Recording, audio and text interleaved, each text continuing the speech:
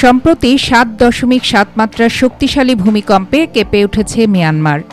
মাটির ১০ কিলোমিটার গভীরতায় এই ভূমিকম্প বাংলাদেশের ঢাকা ও চট্টগ্রাম সহ বিভিন্ন এলাকায় অনুভূত হয়েছে। হতাহতের ঘটনাও কম নেই মিয়ানমারে।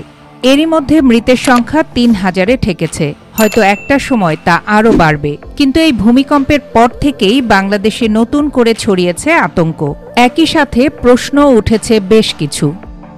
এই যেমন তুলনামূলক কাছে থাকা বাংলাদেশ কেবল দুলে উঠল, কিন্তু আরও দূরের থাইল্যান্ডের ব্যাংককে মানুষ মরে গেল, বিল্ডিংও ধসে পড়ল। কারণ কি? আবার গেল ১৫ বছরে আশেপাশে অনেকগুলো ভূমিকম্প হয়েছে, যার প্রভাবে বাংলাদেশে কম্পন অনুভূত হয়েছে ঠিকই, কিন্তু ক্ষয়ক্ষতি হয়নি। তার মানে কি বাংলাদেশ সেফ জোনে আছে? অন্যদিকে একটা বড় জনমত বলছে এটা মুমিন বান্দাদের দেশ, এখানে ভূমিকম্প হলেও বড় কিছু হবে না। সত্যি কি তাই? এমন হাজারটা প্রশ্ন, লক্ষাধিক উত্তর, যুক্তি, বিশ্বাস, অন্ধত্ব সব কিছুর ঊর্ধ্বে বিজ্ঞান।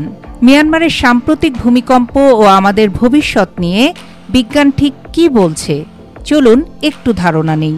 বিশেষজ্ঞরা বলছেন ইন্ডিয়ান, ইউরেশীয় এবং বার্মিজ এই তিনটি টেকটনিক প্লেটের সন্ধিক্ষণে অবস্থান করা বাংলাদেশ পৃথিবীর অন্যতম ভূমিকম্পপ্রবণ অঞ্চল।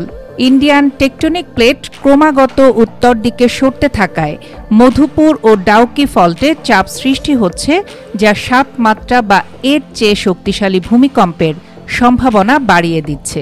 বিশেষজ্ঞদের মতে ঢাকার মধ্যে সবচেয়ে বেশি ঝুঁকিতে আছে পুরান ঢাকা এবং বসুন্ধরার মতো এলাকা। বিশেষ করে পুরান ঢাকার অধিকাংশ ভবনই গড়ে উঠেছে এক একটি ভবনের লাগোয়া, এবং সেগুলোর যেমন ভিত্তি ঠিক নেই, তেমনি অনেক ভবনই পুরনো। আর বসুন্ধরার মতো নরম ভূমির এলাকাগুলোতে ভূমিকম্পের ঝুঁকি অত্যন্ত বেশি। এজন্য ভবন নির্মাণের ক্ষেত্রে বিল্ডিং কোড মেনে যথাযথভাবে ভবন উঠছে কিনা সে বিষয়ে রাজুক এবং সংশ্লিষ্ট সংস্থাগুলোর নজরদারি বাড়াতে হবে। সম্প্রতি রাজুকের এক গবেষণায় বলা হয়েছে, টাঙ্গাইলের মধুপুর ফল্টে ৬.৯ মাত্রার ভূমিকম্প হলে ঢাকার ৪০.28 থেকে ৬৫.৮৩% ভবন ধসে পড়তে পারে। এতে সময় ভেদে প্রাণহানির সংখ্যা ব্যাপক হতে পারে। ভোরে হলে ২.১ থেকে ৩.১ লাখ, দুপুরে ২.৭ থেকে ৪ লাখ এবং রাতে হলে ৩.২ থেকে ৫ লাখ মানুষের প্রাণহানির আশঙ্কা রয়েছে। বাংলাদেশ ৩টি টেকটনিক প্লেটের সংযোগস্থলে অবস্থিত। এর মধ্যে কিশোরগঞ্জের হাওড় থেকে মেঘনা নদী হয়ে বঙ্গোপসাগরে আন্দামানের পাশ দিয়ে দক্ষিণে যদি একটা রেখা কল্পনা করা হয়, তবে এই এলাকাটা হচ্ছে দুটি টেকটনিক প্লেটের সংযোগস্থল। আর এই দুটি প্লেটের মধ্যে পূর্ব দিকেরটা হচ্ছে বার্মা প্লেট আর পশ্চিমেরটা হচ্ছে ইন্ডিয়া প্লেট।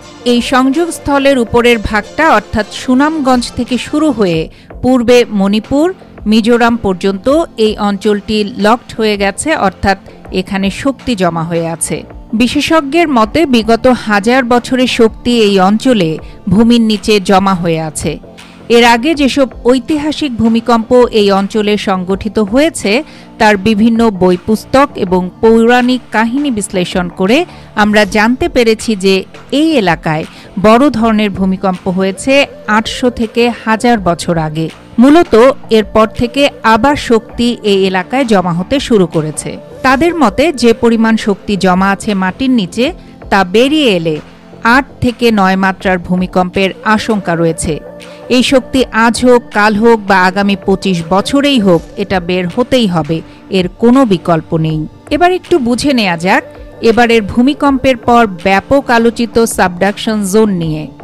সাবডাকশন জোন হলো এমন একটি এলাকা যেখানে দুটি টেকটনিক প্লেটের সংঘর্ষ হয় এবং একটির নিচে অন্যটি তলিয়ে যায়।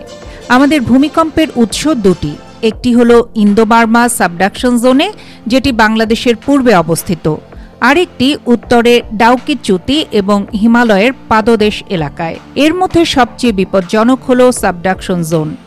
এই সাবডাকশন জোনের লকড এরিয়া বলতে যে অঞ্চলকে বোঝায় সেটি আমাদের সুনামগঞ্জ, কিশোরগঞ্জ, মেঘনা নদী থেকে পূর্বে ভারতের মণিপুর, মিজোরাম অঞ্চল পর্যন্ত বিস্তৃত। এখানে দুটি প্লেট একটি অন্যটির সঙ্গে আটকে আছে, নিচে ভারতীয় প্লেট আর উপরে বার্মা প্লেট।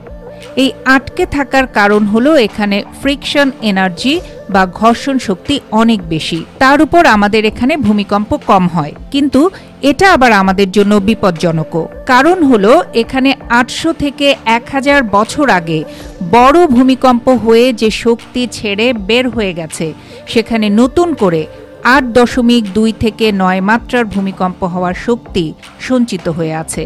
মনে রাখতে হবে 1897 সালে 8 মাত্রার গ্রেট ইন্ডিয়ান আর্থকোয়েকে ভূমিকম্প তৎকালীন অবিভক্ত বাংলায় 1500 জনের বেশি প্রাণ হারিয়েছিল। 1918 সালের শ্রীমঙ্গলেও 7.6 মাত্রার ভূমিকম্প হয়েছিল। তার মানে শুধু কাঁপুনি নয়, সরাসরি ভূমিকম্পের রোমহর্ষক ইতিহাস আছে এই বঙ্গদেশের। তবে সেই ইতিহাস কি ইতিহাসই থাকবে, নাকি নতুন করে লেখা হবে আর গোটা জনপদ হয়ে উঠবে মৃত্যুপুরী, তা কেবল সময়ই বলে দেবে। দিন শেষে কথা একটাই, সতর্কতা ও প্রস্তুতির কোনো বিকল্প নেই, পালাবারও পথ নেই। কারণ মানুষের হাতে প্রতিনিয়ত ধ্বংস হতে হতে প্রকৃতি যখন ক্ষুব্ধ হয়, তখন সে কড়ায় গণ্ডায় তার হিসেবটা বের করে নেয়।